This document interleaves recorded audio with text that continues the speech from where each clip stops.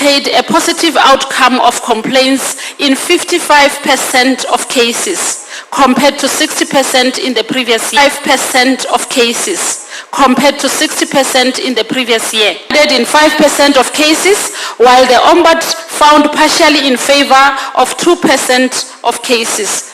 12% were not upheld, whilst because it's difficult to get hold of them.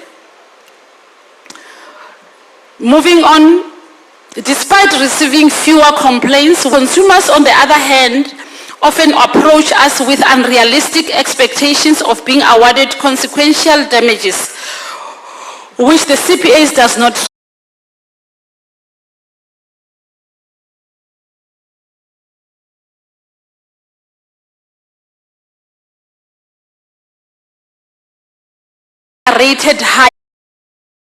Rated higher, which we have no control.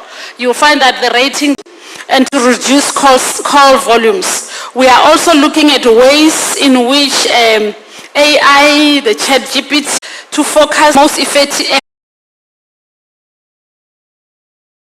distinction between us and them. We will then look at ways in which we can partner with them, maybe put someone there in those offices in order to reach out to the communities.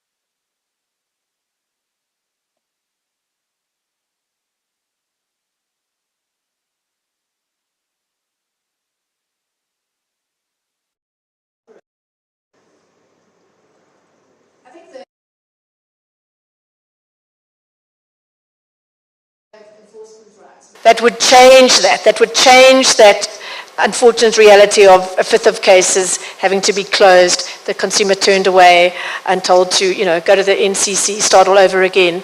Is there something? Often debate whether the right way forward would be to get enforcement powers. But I think there's a place for our office as an ADR, for the tribunal, and there are already those bodies. So I definitely think there's a place for our office.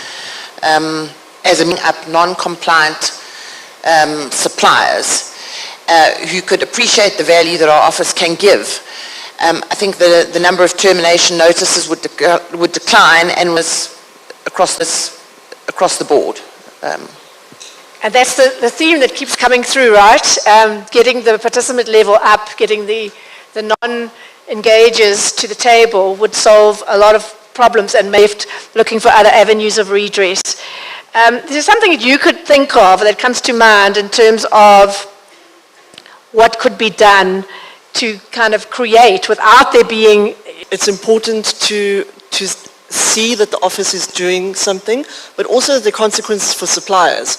Because very often, as you say, suppliers do get away with this, but it does show how consequences can be brought for non-compliant suppliers, where they have their members and they have the rulings are published on the ARB's website.